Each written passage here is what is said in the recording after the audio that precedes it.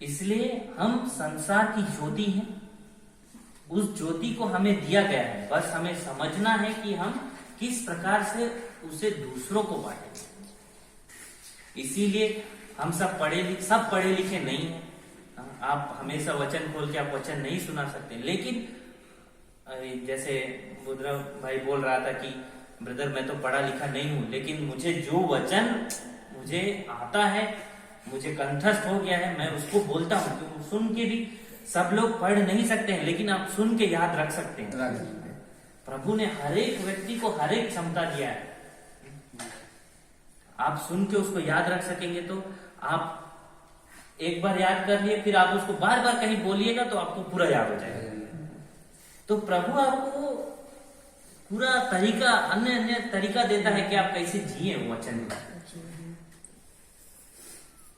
आप लोग प्रभु के वचन को सुनते हैं तो ये जरूरी नहीं कि घर जाके आप बाइबल खोले और पूरा बाइबल में बैठ जाए, वो जरूरी नहीं है। बस आप जो काम करते हैं, आप जैसा जीते हैं, बस उसमें प्रभु को अपने साथ रखिए और उससे प्रकट करिए।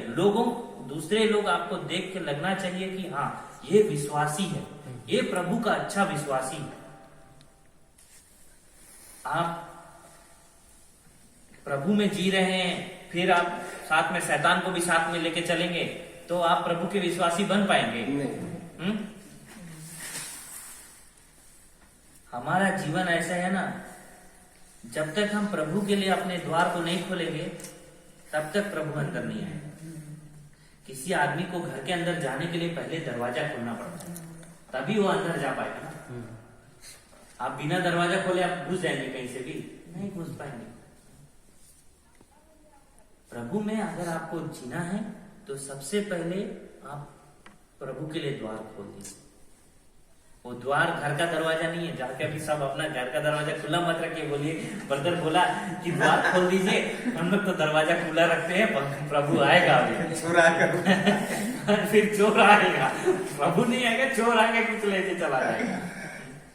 प्रभु को आप दिल का दरवाजा खोल के रखिए। हालेलुया, तभी प्रभु आएगा। बस हमें प्रभु को पहचानना है। इसलिए इसने कहा मैं संसार की ज्योति हूं। अब प्रभु आपके पास आएगा तो हर एक अलग अलग रूप में आएगा। कभी आपके बच्चे के रूप में आपके पास आएगा, कभी आपकी पत्नी के रूप में आपके पास आएगा, कभी आपका पड़ोसी के रूप में आपके पास आएगा। और वो कब आएगा? जब उससे आपकी जरूरत है। हालेलुया। वचन कहता है ना, जब मैं प्यासा था तुमने मुझे पानी नहीं पिलाया, जब मैं भूखा था तुमने मुझे रोटी नहीं खिलाया, जब मैं कैद में था तुम मुझसे मिलने नहीं आए, जब मैं बीमार था तुमने मेरी देखभाल नहीं की, जब मैं नंगा था तुमने मुझे पहनने के लिए कुछ नहीं दिया। हालेलुया। प्रभु इसी तरह अलग अलग रूप में आएगा आपके पास। इसलिए वचन कहता है तुम्हें मुफ्त में मिला है, मुफ्त में दे दो। हालेलुया। इसलिए मैंने शुरुआत में कहा आप इस संसार में आए, आप कुछ नहीं लेके आए, आप वचन में जीने लगे, प्रभु ने आपको देना शुरू कर दिया। आपके पास गाय बैल आते गए, लेकिन तरीका है, सबका समय है देने का, आपको हर एक चीज मिलता जाएगा। जब आप वचन में जिएगा तब आपको मिलेगा, आपको बंगला भी मिलेगा, आपको घर बनाने के लिए पैसा भी मिलेगा, आपको मोटर गाड़ी भी मिलेगा, आपको बैल भी मिलेगा, आपको ट्रैक्टर भी मिलेगा, सब चीज मिलेगा। पर प्रभु को नहीं छोड़िए, प्रभु के साथ रहो, हर चीज मिलेगा आपको, लेकिन समय के साथ मिलेगा। हम मनुष्य हैं, हम लोग दाऊद राजा के समान हो जाते हैं ना। हमारे पास अभी बाइक नहीं है, और प्रभु बगल वाला के पास बाइक आ गया, मेरे को तुम देता ही नहीं है, मैं इतना प्रार्थना कर रहा हूँ, मेरा खेत का फसल तुम ठीक से उगाता ही नहीं है, हम भी तो मक्का डाला था, मेरा मक्का ठीक से नहीं हुआ, उसका मक्का पूरा हो रहा है, तुम प्रभु मेरे। प्रभु जब प्यार करता है ना, तब हमारे पास शैतान आके बैठे रहता है, वो परीक्षा लेता है, वो बैठे रहेगा बगल में आके, ताक में रहेगा वो, कब आपको गिराएगा। योग का जीवन हम सुनते हैं, वो प्रभु में इतना विश्वासी था, बोलते हैं प्रभु वो अपने जीवन में प्रभु के अलावा कुछ को नहीं समझा और किसी को सुना भी नहीं, वो पूरे समर्पित कर हाँ पूरा अपना जीवन उसके लिए समर्पित किया। हालेलुया। हालेलुया। जब वो समर्पित किया तो शैतान प्रभु के पास गया, बोला ये तो मनुष्य है, हम तो इसको फुसला देगा 1 मिनट में। तो प्रभु बोला तुम नहीं कर पाएगा, वो मेरा सबसे प्यारा पुत्र है। तो बोला ठीक है चलो हम लोग दोनों शर्त रखते हैं, हम देखते हैं। तो प्रभु बोला तुम उसके साथ कुछ भी करो, केवल उसकी जान मत लो, उसकी हत्या मत करो। वो मार, क्योंकि शैतान को प्रभु ने शक्ति नहीं दिया मारने के लिए। तो प्रभु ने कहा तुम उसके जीवन में तुम जो भी करना चाहो करो, मेरा सेवक अपने विश्वास से कभी नहीं उतरेगा, वो विचलित नहीं होगा, वो मेरे विश्वास में बना रहेगा। हालेलुया। तो फिर शैतान आता है, प्रभु ने उसे पूरे, वो प्रभु में जी रहा था इसलिए उसके पास धन संपत्ति दौलत सब कुछ भरमार था एकदम। फिर एक एक करके उसके बीवी उसके बच्चे मर जाते हैं, फिर उसके गाय बैल मर जाते हैं, उसके सेवक मर जाते हैं, उसका धन संपत्ति धीरे धीरे जाता है, यहाँ तक कि उसको शैतान उसको भी बीमार कर देता है और वो पूरा कोढ़ से वो पूरा ग्रसित हो जाता है, बिस्तर में पड़ा रहता है। तब भी उसके मित्रगण आके बोलते हैं अरे तुम अभी भी तो प्रभु को कोसो और बोलो कि तुम्हारी वजह से सब हो रहा है, प्रभु को छोड़ दो। हाँ प्रभु को छोड़ दो। उसकी पत्नी कहती है प्रभु को तुम धिक्कारो और मर जाओ, छोड़ दो। फिर भी वो कहता है कि नहीं, मैं प्रभु को नहीं छोड़ूंगा, नहीं धिक्कारूंगा। हालेलुया। हालेलुया।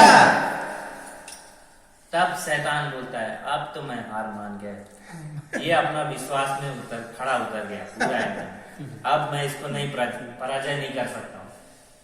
शैतान आएगा, हर एक रूप में आएगा, आपको सताएगा, आपको बोलेगा हर चीज।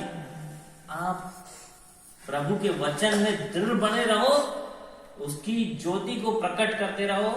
शैतान कितना भी कोशिश करेगा वो एक ना एक बार तो हार ही जाएगा, और वो एक बार हार गया तो वो कभी वापस नहीं आएगा।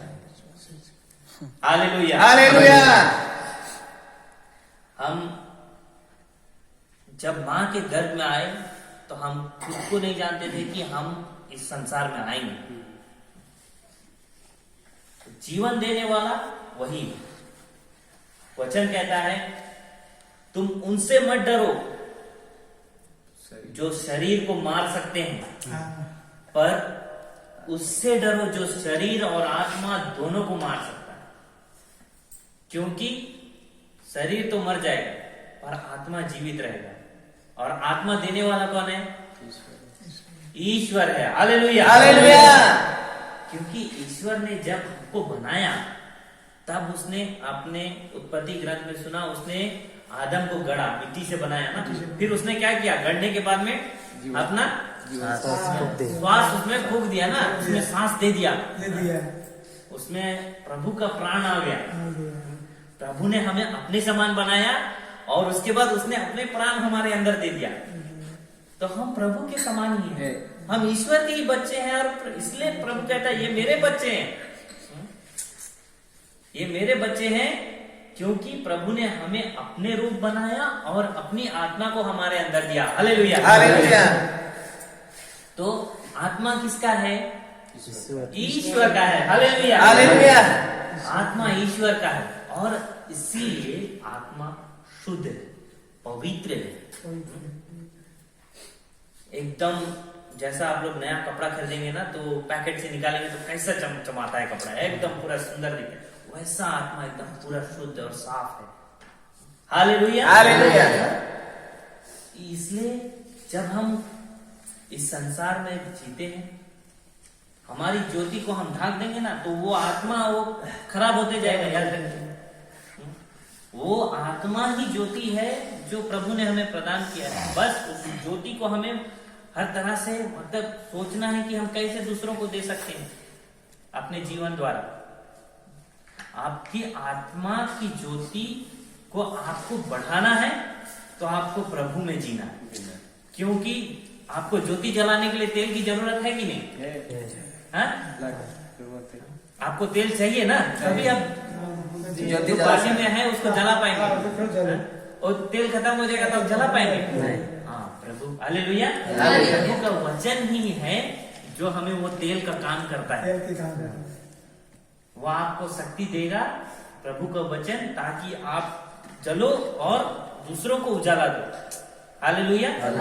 आप दूसरों को उजाला देंगे, उस उजाले से दूसरों जो अपने जीवन को खोजना चाह रहे हैं, जो ढूंढना चाह रहे हैं, जो अंधकार में भटक गए हैं, वो लोग उस ज्योति के पास आएंगे। लोग आपके पास आएंगे, आप पूछेंगे कि आप कैसे ज्योति को प्रकट कर रहे हैं, आप कैसे वचन को जी रहे हैं, आप इतने साधारण कैसे हो सकते हैं, आप कैसे गुस्सा नहीं कर सकते हैं, योग की तरह आप कैसे जी सकते हैं, आप इतना, आपके जीवन में इतने कठिनाइयां होने पर भी आप कैसे मुस्कुरा सकते हैं।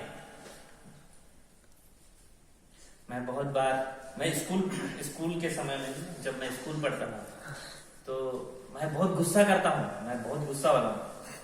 तो छोटी छोटी बातों में मैं गुस्सा हो जाता था। फिर मतलब लोग मुझे बताते थे छोटी छोटी बातों में गुस्सा हो जाता है करके। फिर मेरे को फादर लोग बोलते थे कि अपने गुस्सा में तुम कैसे काबू पाना। तो लोग बोलते थे कभी गुस्सा लगेगा तो चुप हो जाओ, शांत रहो, ऐसा ना। तो पर उस चीज को मैं सीखा। पर मेरे कुछ दोस्त लोग थे, उन लोग बोलते थे तुम गुस्सा करता है पर तुम बहुत खुश रहता है अपने जीवन में, ये कैसे? वो मैं खुद भी नहीं जानता कि मैं खुश रहता हूँ। लोग मुझे 24 घंटा में 1 घंटा भी ऐसे नहीं होगा कि तुम हंसता नहीं होगा, क्योंकि हम लोग रहते हैं तो कुछ ना कुछ बोलते रहते हैं, हंसते रहते हैं ना। तो लोग कैसे दिन भर दांत दिखा के रह सकता है, ऐसे होता है। तो मैं बोला वो मेरे में शक्ति नहीं है कैसे दिन भर हंसना, वो ईश्वर का वरदान है। तो मेरे कुछ दोस्त बोले यही वरदान को रखो, तुमको जब गुस्सा लगेगा ना तब भी तुम हंसो,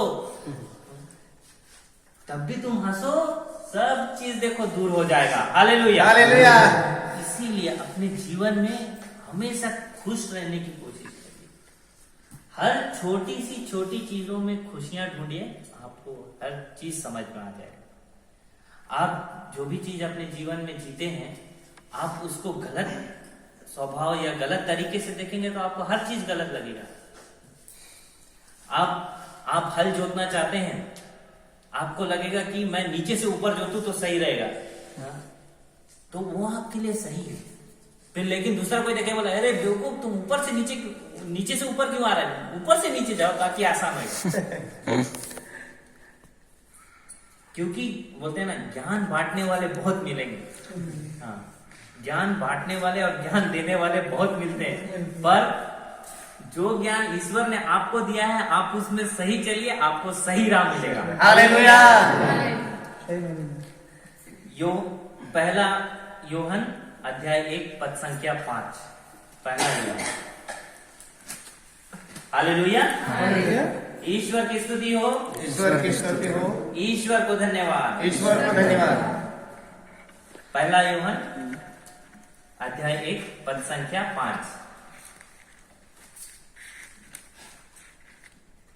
हमने जो संदेश उनसे सुना और तुमको भी सुनाते हैं। हमने जो संदेश उनसे सुना, इसलिए प्रभु ने बार बार कहा है, प्रभु बार बार लोगों से बोला है, हमें भी बार बार समझाता है, बाइबल वचन द्वारा हमें भी सुनाता है। हमें भी आज ब्रदर हम लोग आए हैं, कितने बार फादर आए होंगे, कितने बार सिस्टर लोग आए होंगे, हाँ कितने बार सेवक भाई लोग बोला होगा, अपने वचन से बार बार बोलेगा प्रभु, और हम भी बार बार सुनते हैं। आगे, वह यह है, ईश्वर की ज्योति है और उसमें कोई अंधकार नहीं। वह यह है जिसमें ईश्वर की ज्योति है और कोई अंधकार नहीं है। जब आप ईश्वर की ज्योति बनेंगे तो आप में कुछ भी गलत चीज नहीं रहेगा। हालेलुया। आप ईश्वर की ज्योति बनने पर आप पूरा उजाला में रहेंगे। आप उस आत्मा को शुद्ध रख पाएंगे जो ईश्वर ने आपको दिया है। आपको शैतान का छाया छू भी नहीं पाएगा आपके जीवन में। हालेलुया। हालेलुया। आपको वो ज्योति प्रदान हुआ, बस आपको जानना है कि उस ज्योति को हमें कैसे बढ़ाना है, और बढ़ाने के लिए हमें किसके पास आना है? ईश्वर के पास आना। ईश्वर के पास आना है। हालेलुया। हालेलुया।